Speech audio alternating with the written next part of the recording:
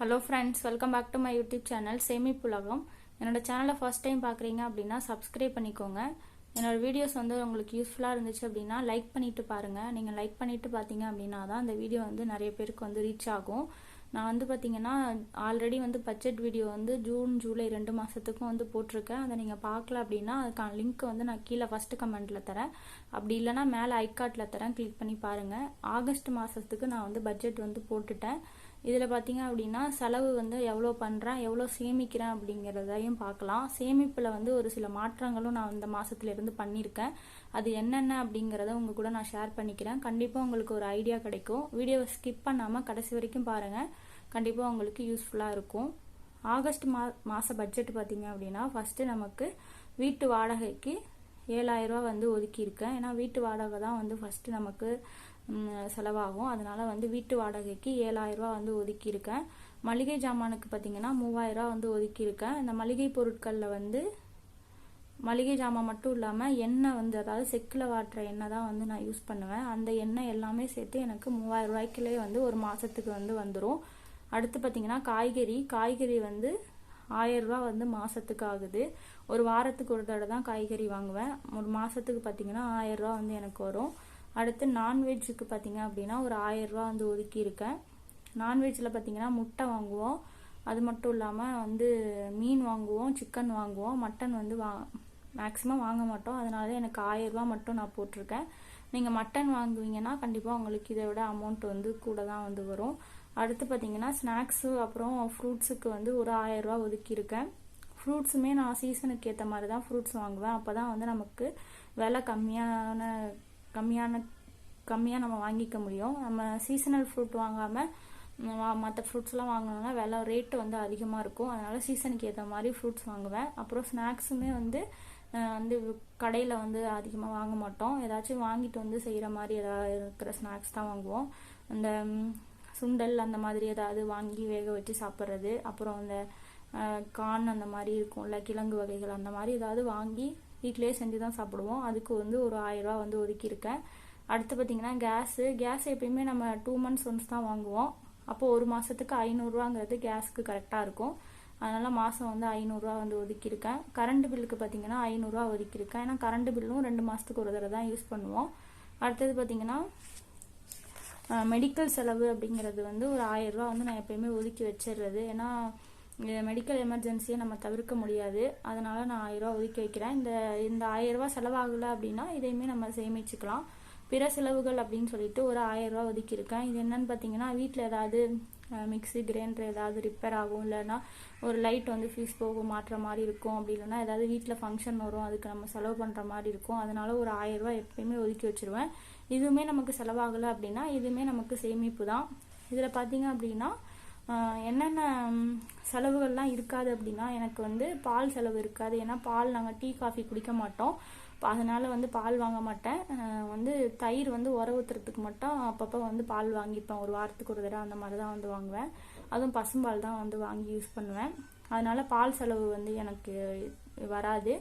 அது மட்டும் இல்லாமல் பார்த்தீங்க அப்படின்னா இன்னும் வந்து மொபைல் ரீசார்ஜு, நெட்டு ரீசார்ஜு அந்த மாதிரி இதெல்லாம் வந்து நாங்கள் அந்த ஜூன் ஜூலை பட்ஜெட்டில் வந்து நான் மொபைல் ரீசார்ஜுக்கும் நெட்டு ரீசார்ஜுக்கும் ஒரு அமௌண்ட் ஒதுக்கியிருப்பேன். ஆனால் இந்த வாட்டி நான் ஒதுக்கலை. ஏன்னு பார்த்தீங்கன்னா நான் வந்து ஒரு வருஷத்துக்கு தேவையான நெட்டு கார்டு போட்டாச்சு. அதே மாதிரி மொபைல் ரீசார்ஜும் ஒரு வருஷத்துக்கு தேவையானதே நாங்கள் போட்டுட்டோம். அதனால தான் வந்து இதில் வந்து நான் வந்து அந்த 2 செலவையும் நான் வந்து இதில் சேர்க்கலை.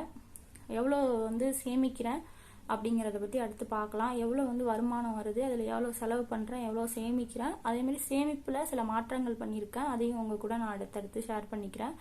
எப்போயுமே பட்ஜெட் பார்த்தீங்க அப்படின்னா ஒவ்வொரு ஃபேமிலிக்கும் ஒவ்வொரு மாதிரி இருக்கும். வீட்டில் இருக்க ஃபேமிலி மெம்பர்ஸை பொறுத்தும் பட்ஜெட் மாறும்.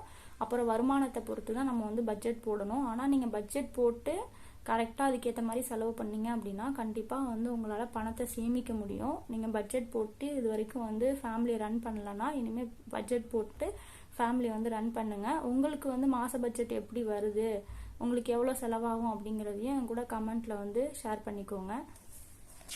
இப்போ பார்த்தீங்க அப்படின்னா நம்ம செலவுகளில் பார்க்கலாம். மொத்தமாக எனக்கு எவ்வளோ செலவுகள் அப்படின்னா 16,000 வந்து செலவுகள் வந்து எனக்கு இருக்குது.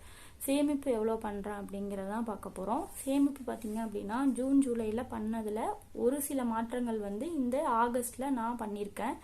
போஸ்ட் ஆஃபீஸில் வந்து ஆர்டி கட்டிகிட்டு இருக்கேன். அது வந்து 5 வருஷத்துக்கு கட்டணும். மாதம் வந்து 10,000 ரூபா. அதில் வந்து எந்த மாற்றமுமே கிடையாது. நகை சீட்டில் தான் வந்து எனக்கு மாற்றம் வந்திருக்கு. இப்போ நகை சீட்டு பார்த்தீங்கன்னா நான் 19,000 வந்து மாதம் மாதம் கட்டிக்கிட்டு இருந்தேன்.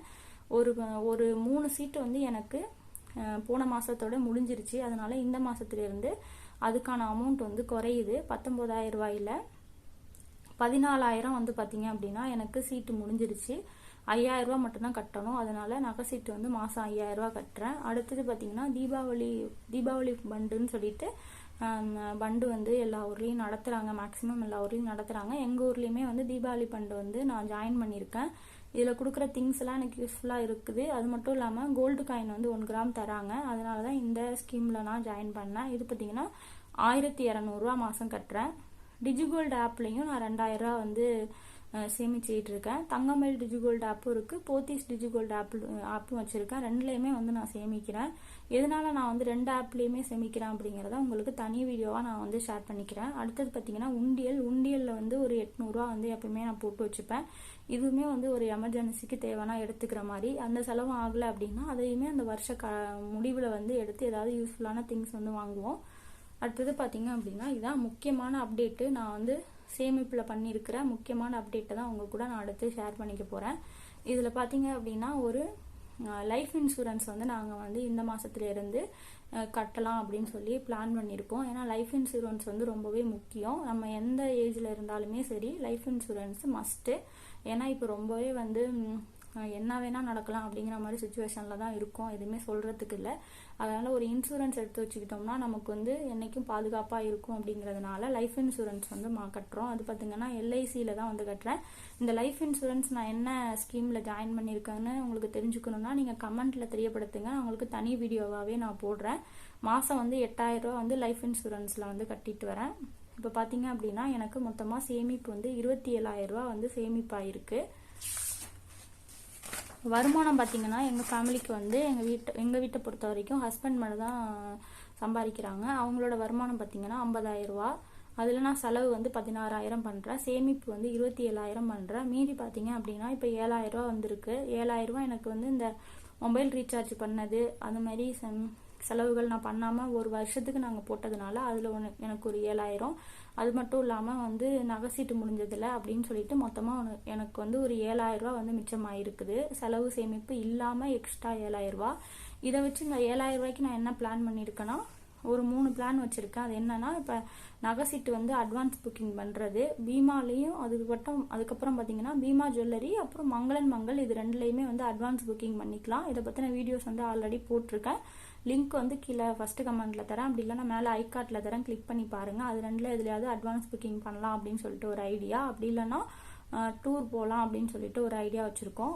அதுவும் இல்லை அப்படின்னா செய்கூலி சேதாரம் இல்லாமல் நகைகள் வாங்கலாம். அதாவது பீமாவில் வந்து 0% மேக்கிங் சார்ஜ் வந்து ஆஃபர் வந்து அப்பப்போ போடுவாங்க. அதில் நம்ம நகை வாங்கினாலும் நமக்கு யூஸ்ஃபுல்லாக இருக்கும் அப்படின்னு சொல்லிட்டு தான் இந்த 7,000 ரூபாய்க்கு வந்து பிளான் வந்து வச்சுருக்கோம். அது 3ல் ஏதாவது பண்ணலாம் அப்படின்னு சொல்லிட்டு. இதில் எதை நான் வந்து பண்ணலாலுமே உங்கள் கூட நான் என்ன பண்ணுறேன் அப்படிங்கிறத ஷேர் பண்ணிக்கிறேன். இதில் ஏதாவது டவுட் இருந்தது அப்படின்னா கமெண்ட்டில் சொல்லுங்கள். இந்த வீடியோ உங்களுக்கு யூஸ்ஃபுல்லாக இருந்துச்சுன்னா லைக் பண்ணுங்கள், ஷேர் பண்ணுங்கள், கமெண்ட் பண்ணுங்கள். அடுத்து ஒரு யூஸ்ஃபுல்லான வீடியோஸில் வந்து பார்க்குறேன். தேங்க்யூ.